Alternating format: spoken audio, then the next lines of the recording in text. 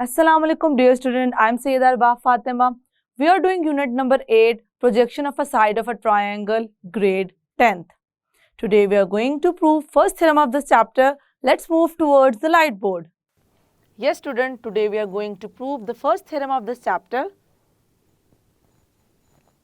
Last lecture में हमने इस थ्योरम के कुछ बेसिक्स को किया था अंडरस्टैंड. अब उन्हीं बेसिक्स को जिनको हम अंडरस्टैंड करके आए हम आज करने जा रहे हैं थ्योरम के फॉर्म में इसको अप्लाई. सबसे पहले तो हम इस थ्योरम के स्टेटमेंट को स्टूडेंट करेंगे अंडरस्टैंड, क्योंकि हमें नज़र आ रहा है कि ये स्टेटमेंट थोड़ी सी हमारी लेंथी है, तो उसको पहले अच्छे से क्लैरिफाई होना बहुत ज़्यादा ज़रूरी है इसको प्रूव करने के लिए. तो चलते हैं थ्योरम की स्टेटमेंट की तरफ. इन एन ऑब्ट्यूज्ड एंगल ट्रायंगल, हमने प्रोजेक्शंस की बात की थी फर्स्ट लेक्चर में. तो हमने देखा था कि हम जब ऑब्ट्यूज एंगल ट्रायंगल की बात करेंगे तो हम किस तरीके से उसकी प्रोजेक्शन को कर सकते हैं डिफाइन. तो फिलहाल अभी हम क्या कह रहे हैं कि हमारे पास एक ऑब्ट्यूज एंगल ट्रायंगल है स्टूडेंट, जैसे कि हमें नज़र आ रहा है ABC. This is an obtuse angle triangle, ऐसा ट्रायंगल जिसमें एक एंगल क्या हो, ग्रेटर हो 90 डिग्री से और लेसर हो 180 डिग्री से. वो हमारे पास एंगल जितने भी आते हैं वो होते हैं ऑब्ट्यूज एंगल्स. तो यहाँ पे हमने जो ट्रायंगल लेना है उसमें एक एंगल क्या होगा, ऑब्ट्यूज एंगल होगा, बाकी होंगे एक्यूट एंगल. तभी ऑब्ट्यूज एंगल हमारे पास ऑब्ट्यूज बेसिकली ट्रायंगल नज़र आता है जिसमें सिर्फ और सिर्फ एक ही एंगल हो सकता है जो कि होगा ऑब्ट्यूज.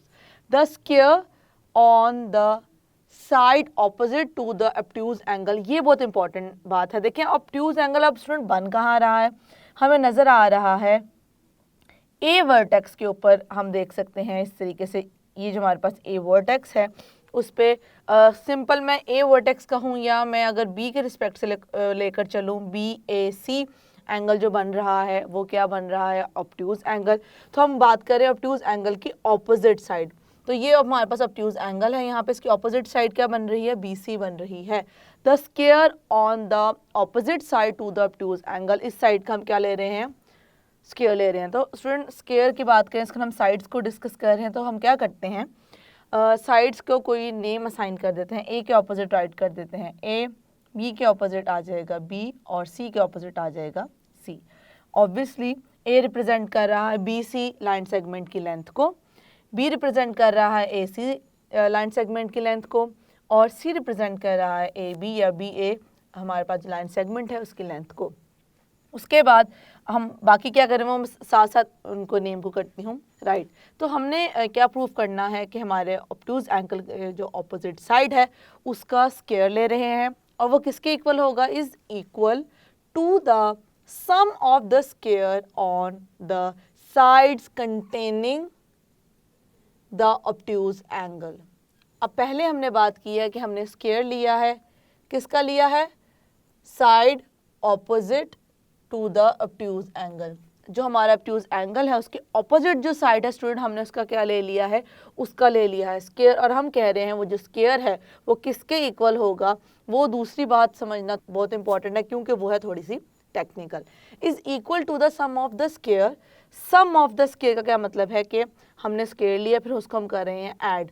सम का मतलब होता है अगर हम नंबर्स हमारे पास हो उनको हम करें ऐड, तो जो आंसर होता है ऐड करने के बाद उससे क्या कहते हैं, सम कहते हैं. इसका मतलब है हम बात कर रहे हैं एडिशन की. ऐड किसको कर रहे हैं, स्क्वायर टर्म्स हैं. कौन सी स्क्वायर टर्म्स हैं, वो हम ले रहे हैं sides containing the obtuse angle. उन साइड्स का स्क्वायर ले रहे हैं स्टूडेंट हम जिन्होंने कंटेन किया है ऑब्ट्यूज एंगल को. तो कंटेन करने का क्या मतलब है, कंटेन करने का मतलब ये है जो दो साइड्स मिलकर ऑब्ट्यूज एंगल बना रही हैं, हम बात कर रहे हैं उन टू साइड्स के अकॉर्डिंगली. अब यहाँ पे देखें जो हमारे पास AB है और जो हमारे पास AC है वो मिलके बना रहा है ये एंगल. तो बेसिकली हम बात कर रहे हैं इन दो लाइन सेगमेंट्स की. इसका मतलब ये है A स्क्वायर जो है वो इक्वल होगा इन दोनों साइड्स के स्क्वायर के सम के, मतलब B square plus C square containing the sides of obtuse angle together with. अब यहाँ पे ये वर्ड भी हमारे लिए बहुत इंपॉर्टेंट होगा. हमने स्क्वायर लिया, स्क्वायर को कर दिया सम. सम अप करने के बाद हम उसमें कुछ और चीज़ कर रहे हैं ऐड, जिसको हम कह रहे हैं A स्क्वायर उसके है इक्वल. वो क्या चीज़ है स्टूडेंट, वो है टुगेदर विद का मतलब ये है स्टूडेंट, हमेशा याद रखिएगा हम जब भी वर्ड प्रॉब्लम्स को करते हैं तो हम कुछ क्लू वर्ड्स देखते हैं कि कुछ हमारे स्टेटमेंट हैं जो मीनिंग दे रही होती है हमारे अर्थमेटिकल ऑपरेशंस का। तो यहाँ पर टुगेदर विद, यहाँ पे जो हम इसका मतलब लेकर चल रहे हैं, जो इसका मीनिंग है वो है, हम बात कर रहे हैं प्लस करने की। इसका मतलब ये है कि अभी तक मैंने क्या बात की है, अभी तक मैंने की है कि ये साइड इसका स्केयर इक्वल होगा इन दोनों के स्केयर के सम के, उसके बाद प्लस लिख के मैं कोई और चीज़ उसमें वो ऐड करने जा रही हूँ। वो साइड क्या है, उस साइड पे हम क्या चीज़ ऐड कर रहे हैं उसको करते हैं understand. Twice the rectangle content, अब देखें ट्वाइस का मतलब है हम बात कर रहे हैं डबल की। अब ट्वाइस का मतलब हम डबल लेकर चलें, इसका मतलब जो भी चीज़, जिस चीज़ की भी हम बात करेंगे उसको हम डबल लेंगे, मतलब उसको मल्टीप्लाई करेंगे 2 के साथ। अब किस चीज़ को हम ट्वाइस ले रहे हैं, किस चीज़ को 2 से मल्टीप्लाई कर रहे हैं, उसको देखें। द रेक्टेंगल, हम यहाँ पे रेक्टेंगल का स्केयर ले रहे हैं। कौन सा रेक्टेंगल, और रेक्टेंगल में हम कंटेन वर्ड देखें, बहुत इंपॉर्टेंट है। रेक्टेंगल कंटेंट मतलब जिस तरह हमने एंगल की बात की थी कि ऑब्ट्यूज एंगल कंटेन कर रही थी जो साइड्स, तो वो साइड्स हमारे पास ये तो आ गई थी। अब हम बात कर रहे हैं रेक्टेंगल, और रेक्टेंगल जो कि कंटेन करता है क्या, the rectangle contained by one of the sides.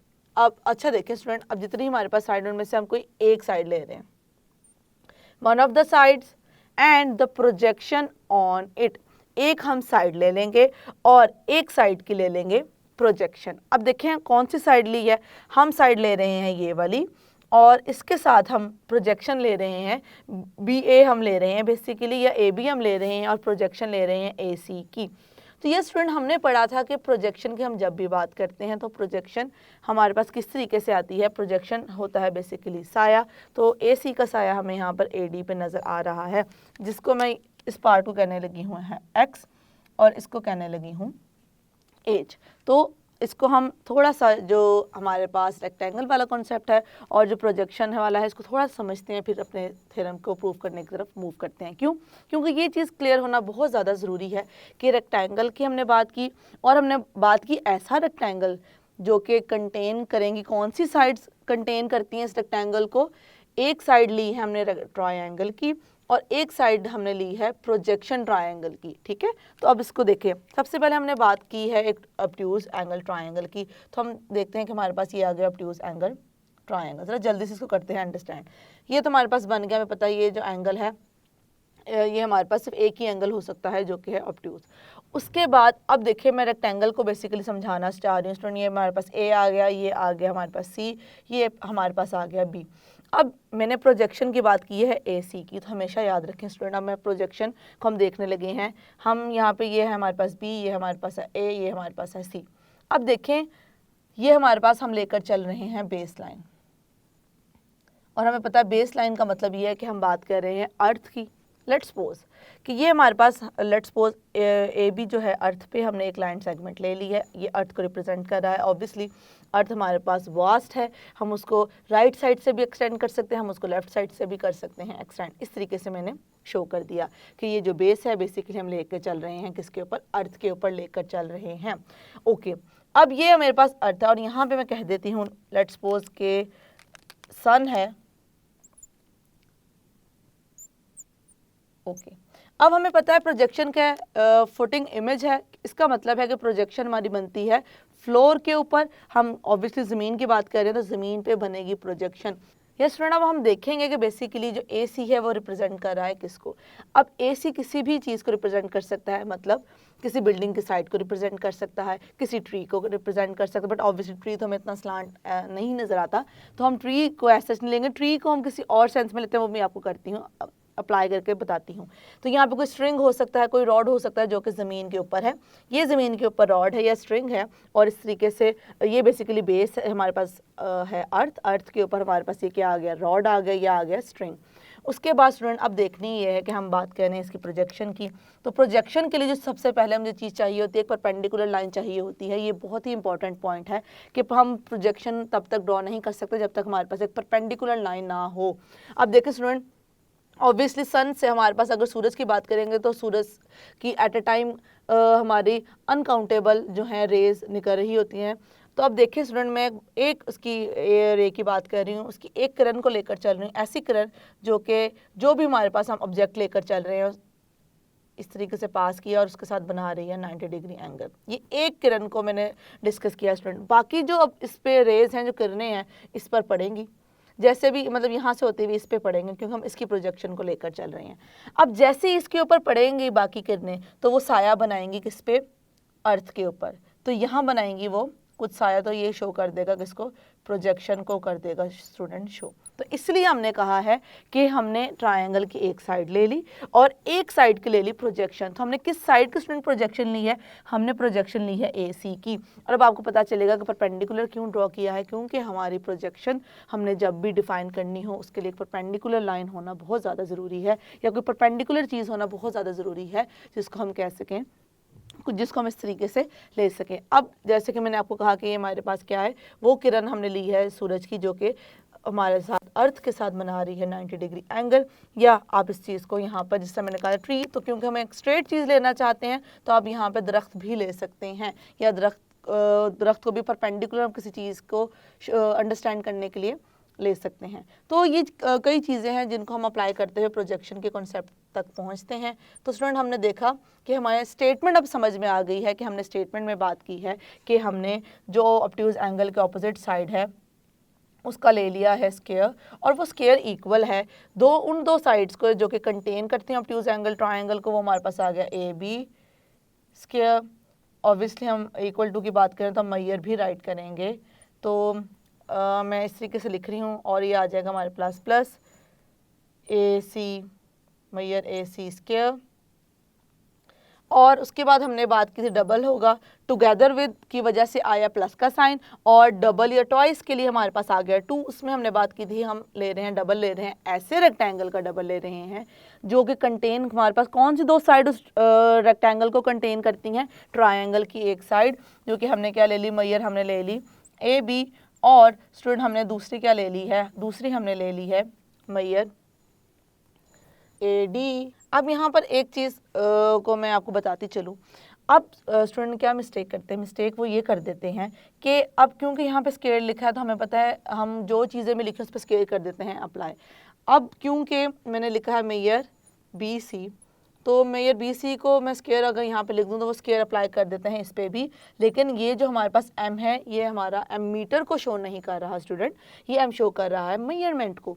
तो उसका मतलब ये है कि यहाँ पे हम अप्लाई नहीं कर सकते। तो अगर इसमें कोई आपको कन्फ्यूजन के लगता है कि कोई कन्फ्यूजन हो सकती है तो इसको ऐसे अंडरस्टैंड कर लें, ताकि कोई भी %% भी ऐसी हम चीज़ ना लिखें जिसमें स्टूडेंट के लिए हो कन्फ्यूजन। हम इसको लिख लेंगे कुछ इस तरीके से और ये आ जाएगा। अब यहाँ पे तो स्केयर नहीं, हम यहाँ पे लिखा रहने दे सकते हैं ए डी। अब ये हमारी वो स्टेटमेंट है जिसको स्टूडेंट हमने करना है इस थ्योरम में प्रूफ। अब हम साइड्स को भी लेकर बात कर सकते हैं, हम इनकी जगह साइड्स भी इनकी राइट कर सकते हैं।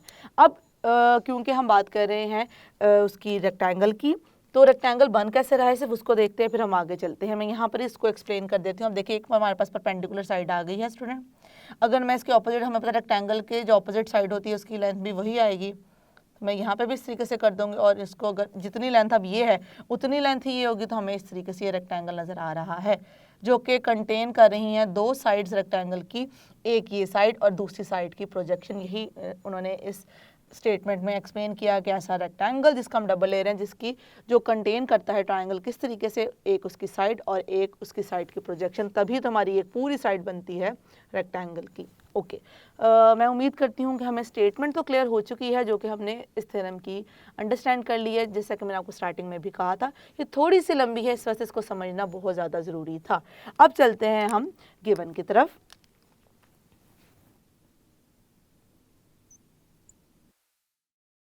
ABC is a triangle। हमने क्या लिया, ABC स्टूडेंट, यहाँ पे एक ट्रायंगल ले लिया जिसपे हमारा एक एंगल क्या है, ऑब्ट्यूज है, और वो किस हमारे वर्टेक्स पे ऑब्ट्यूज है वो हम यहाँ पर कर देंगे mention. Having an obtuse angle, obtuse angle बन रहा है किस पे, एंगल। अब देखिए हमारे पास ऑब्ट्यूज एंगल कौन सा है student, B A C at vertex A vertex पे हमारे पास ये एंगल बन रहा है स्टूडेंट। हमने अब यहाँ पे इनिशियल टर्मिनल नाम इसलिए यूज किया क्योंकि ये जो हमारे पास ए है वो शेयर कर रहा है ये वाला पार्ट भी, तो हम कंसिडर समटाइम्स हम इसको अनइंटेंशनली ये साइड भी लेके चल सकते हैं कि हम ले रहे हैं ये वाली साइड भी, तो इसलिए हमने मेंशन कर दिया है इनिशियल और टर्मिनल आर्म के अकॉर्डिंगली। ओके, अब ये हमारे पास क्या आ गया है, ऑब्ट्यूज ट्रायंगल। अब देखिए स्टूडेंट हमने जो परपेंडिकुलर ड्रॉ किया है उसको समझिएगा। हम ड्रॉ कर रहे हैं परपेंडिकुलर सी डी किसके ऊपर, बी ए प्रोड्यूस के ऊपर, तो अब हम उसी चीज को कर देंगे यहाँ पर mention, draw C D perpendicular on B A produced. अब देखिए यहाँ पे परपेंडिकुलर का साइन होता है, आप चाहें तो पूरा स्पेलिंग भी लिख सकते हैं।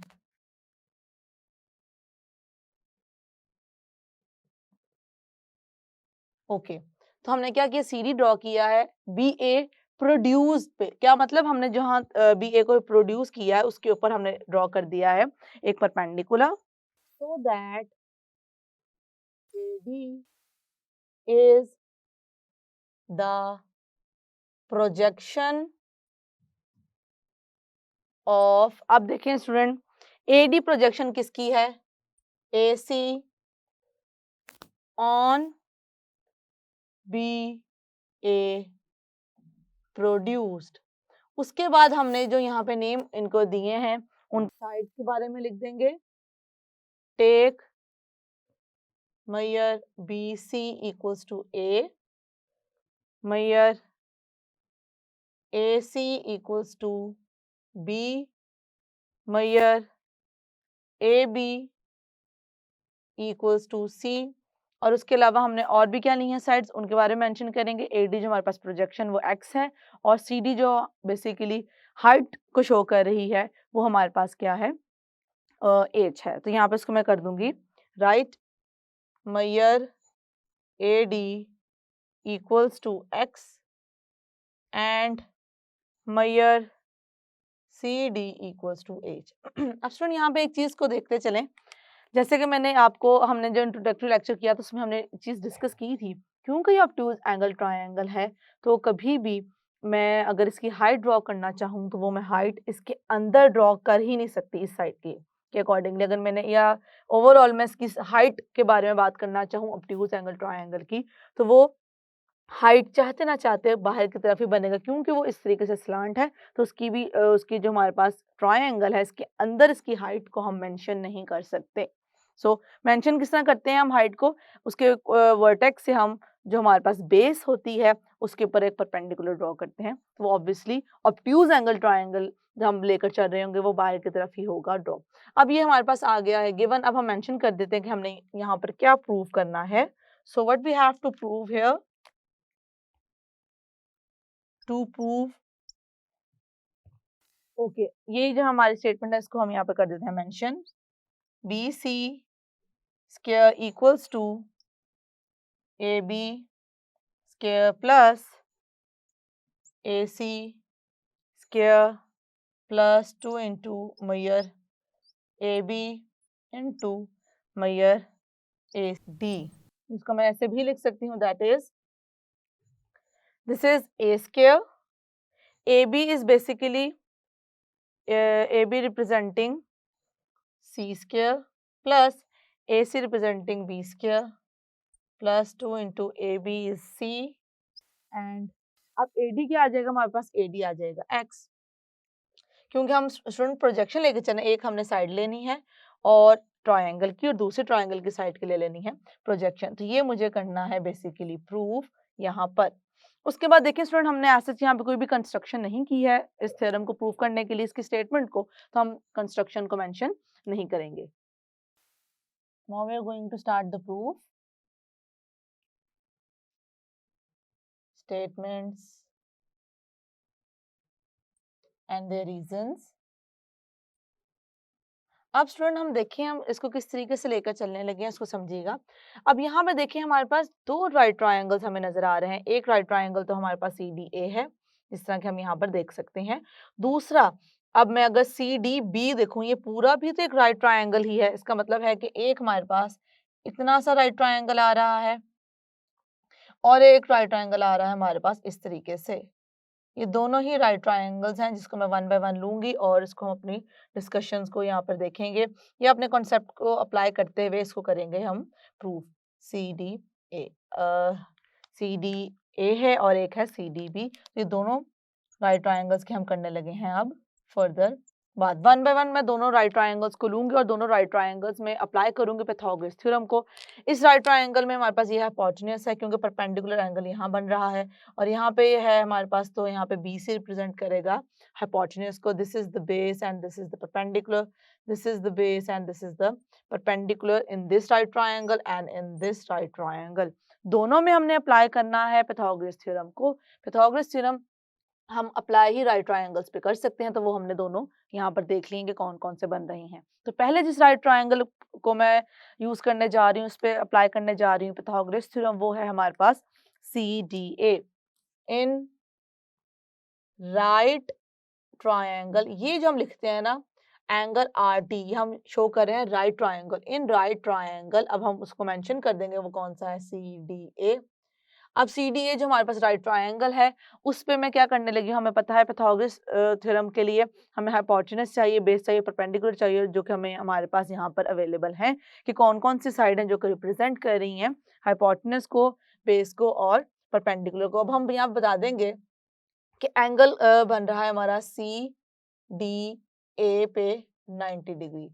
सी डी ए पे हमारे पास 90 डिग्री एंगल हम बेसिकली शो कर रहे हैं, यहाँ पर डी दरमियान में है, तो हम इसलिए हमने मेंशन कर दिया कि एंगल क्या है 90, क्योंकि हमने बात की है राइट ट्रायंगल की और हमने बेसिकली यहाँ पे वर्टेक्स भी बता दिया कि किस वर्टेक्स के थ्रू हम कह रहे हैं कि राइट ट्रायंगल है।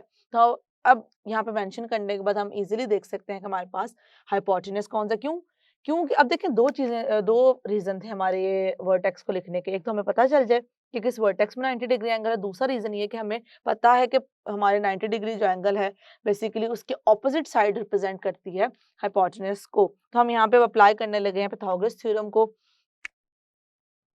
अब कौन कौन सी साइड आ जाएंगी, अब पाइथागोरस थ्योरम में पता है स्टूडेंट हम क्या करते हैं, A square equals to B square plus P square, जिसको हमने याद करने का एक शॉर्टकट भी सीखा था। वो क्या था, H represents the high, B represents the blood and P represents the pressure. So this is high blood pressure and they're obviously scarce.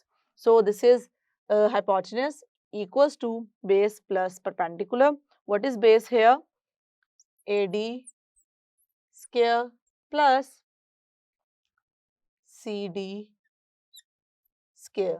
अब यहाँ पे हमारे पास आगे इनको मैं करने जा रही हूँ राइट। अब देखिए स्टूडेंट, इनकी अगर मैं साइड्स को लिखना चाहूँ तो मेरे पास साइड कौन कौन सी आ जाएंगी, it becomes B square equals to A D is X square plus C D is H square, और इसको मैं क्या कह दूंगी, इक्वेशन नंबर 1। हमने बताया कि हम इसको ऐसे भी कर सकते हैं मेंशन। अब इनके जो रीजन यहाँ पे थे उनको भी साथ साथ करते जाते हैं मेंशन। ये हमारे पास क्या था स्टूडेंट, ये हमारे पास गिवन था और यहाँ पर हमने क्या राइट किया है, पाइथागोरस थ्योरम को अप्लाई किया है। थ्योरम, पाइथागोरस थ्योरम हमारे पास आ गया, इस तरीके से हम यहाँ पे देख सकते हैं। ओके, अब इक्वेशन नंबर 1 आ गई हमारे पास right triangle C D A को यूज करते हुए। अब हम यूज करने लगे दूसरा राइट ट्रायंगल, जैसे कि मैंने आपको स्टार्ट में ही बताया था, सी डी बी। अब मैं मेंशन कर दूंगी कि हम कौन से ट्रायंगल को लेकर चल रहे हैं student. In right triangle C D B. अब सी डी बी जो हमारे पास ट्रायंगल है उसमें हम देख सकते हैं कि किस तरीके से हमारे पास आ रही है बेस। ये पूरी बेस है, जिसमें ये हमारी पूरी बेस है यहाँ से यहाँ तक स्टूडेंट, बी से डी तक। अब देखें बी से डी जो हमारे पास बेस है वो डिवाइड है बी ए में और ए डी में। तो मैं पूरी बी डी लिख लूँ या इसको तोड़ के लिख लूँ, तो दोनों पॉसिबिलिटीज बन सकती हैं। ये हम चीज़ यूज़ करेंगे, इसलिए मैंने पहले ही आपको कर दिया है एक्सप्लेन किस तरीके से हम इसको करने जा रहे हैं अप्लाई। और यहाँ पे भी मैं बता दूंगी हमारे पास एंगल कहाँ बन रहा है, मैयर angle C D B. Equals to 90 degree. यहाँ पे आ जाएगा रीजन में गिवन, और हम अप्लाई करने लगे हैं पाइथागोरस थ्योरम को। तो इसके अकॉर्डिंग क्योंकि 90 डिग्री हमारा डी वर्टेक्स पे, और हमारे पास देख सकते सी डी डी बी ए हमारे पास आ जाएंगे लाइन सेगमेंट्स, तो हमारे पास पाइथागोरस थ्योरम अप्लाई करने के बाद क्या बनेगी, इक्वेशन कुछ इस तरीके से बनेगी, B C square equals to B D square plus C D square. अब देखिए जैसे कि मैंने आपको कहा था BD को मैं ब्रेक करके भी लिख सकती हूँ, मैं BD को क्या यहाँ मेंशन कर सकती हूँ BA प्लस AD, तब भी ये BD ही रहेगा। अब इसको देखिए हम उसको और यहाँ पहले रीजन लिख देते हैं कि हमने यहाँ पर क्या किया है, हमने यहाँ पे अप्लाई किया है पाइथागोरस थ्योरम को।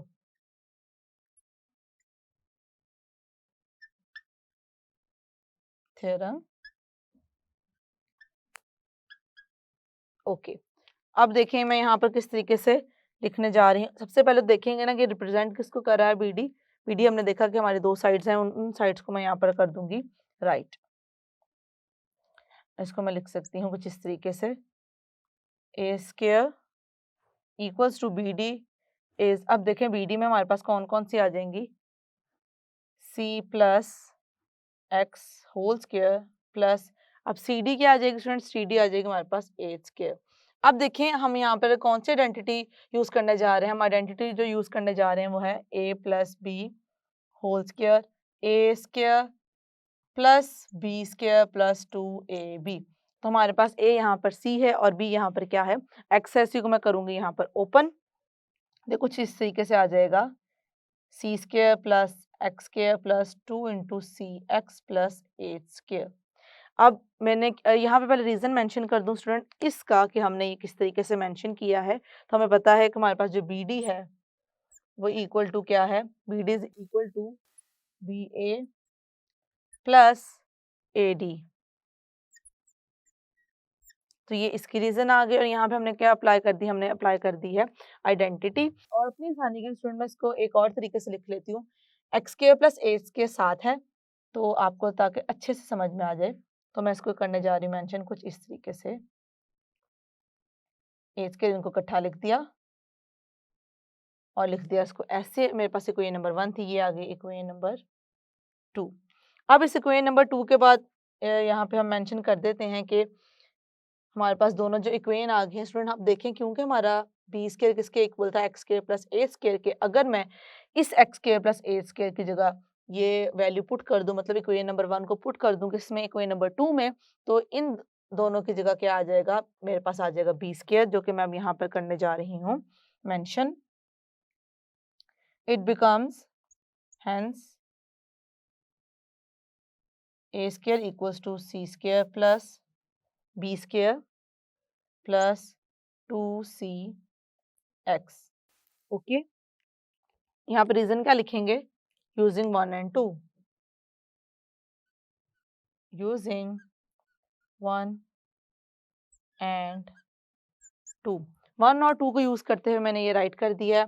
अब स्टूडेंट देखें मैंने क्योंकि बाद में यहाँ से इसको लेके आती, मैंने पहले ही आपको इसको एक्सप्लेन कर दिया कि हम किस तरह इसको कंबाइन करके लिख सकते हैं, वरना आप चाहे तो यहाँ पे ही कंबाइन करके बी की वैल्यू पुट करके बाद में अगले स्टेप में इसको इस तरीके से मेंशन कर सकते हैं। अब देखें ए स्क्वायर रिप्रेजेंट किसको कर रहा है, इस साइड को, बी सी स्क्वायर किसको कर रहा है, इसको, बी स्क्वायर किसको कर रहा है, इसको का स्क्वायर आ जाएगा, और यहाँ पे हमारे पास सी आ जाएगा ये वाली साइड, और x आ जाएगी कुछ इस तरीके से ये वाली साइड। यही तो हमें स्टूडेंट यहाँ पर करना था प्रूफ, वो स्टेटमेंट आ चुकी है जिसको हम करने लगे हैं प्रूफ, तो मैं बाकी यहाँ पर राइट करूंगी और हमारे पास स्टेटमेंट हो गई प्रूफ, जो कि हमें इस थ्योरम में कहा गया था कि प्रूफ करें। वो स्टेटमेंट क्या है इसको मैं ऐसे लिख सकती हूँ यहाँ पर, इसके बाद यहाँ पे आ जाएगा और this is B C square equal to B A square plus A C square plus 2 into A B into A D and that's it student. यही हमने यहाँ पर प्रूव करना था कि हमारे पास किस तरीके से ऑब्ट्यूज एंगल जहाँ बन रहा है उसके ऑपोजिट साइड्स के इक्वल, उसका स्क्वायर इक्वल है उन टू साइड्स के स्क्वायर के सम के, जो कि कंटेन करती हैं ऑब्ट्यूज एंगल को, और उसके बाद हमने देखा कि हमने ट्वाइस लिया कि इनका हमने बेसिकली रेक्टेंगल लिया और रेक्टेंगल की वो उस रेक्टेंगल को लिया जो कि कंटेन करता है ट्रायंगल की एक साइड और ट्रायंगल की एक साइड की प्रोजेक्शन के अंदर। तो आई होप कि जिस तरीके से हमने इस थ्योरम को स्टूडेंट प्रूव किया है वो एक एक स्टेप आपको क्लियर है। बस इस स्टेटमेंट को दोबारा से अंडरस्टैंड करने की कोशिश करें अगर कोई भी पॉइंट आपको रह गया है मिसिंग तो। यस स्टूडेंट, आई होप कि हमने जो आज थ्योरम किया है वो आपको क्लियर है। जो हमने पॉइंट डिस्कस किए थे जिनमें हमने देखा कि हम कंटेन, हमने पहले बात की कि जो ऑब्ट्यूज एंगल कर रहा है उसका क्या मतलब है। उसके बाद देखा कि जब हमने रेक्टेंगल की बात की तो हमने देखा कि रेक्टेंगल किन टू साइड्स के अकॉर्डिंगली हमने देखा कि कंटेन कर रहा था। ट्रायंगल की हमारे पास एक साइड थी और एक साइड की क्या थी, प्रोजेक्शन थी। तो आई होप कि जो कॉन्सेप्ट आज हमने पढ़े हैं और जिस तरीके से हमने इस थ्योरम को प्रूव किया है वो आपको हो चुका है क्लियर। बस इस थ्योरम की अच्छे से करें प्रैक्टिस, क्योंकि इसकी स्टेटमेंट क्योंकि थोड़ी लेंथी है, तो जितनी आप प्रैक्टिस करेंगे आपकी अंडरस्टैंडिंग होगी उतनी ही clear. See you in the next lecture. अल्लाह हाफिज।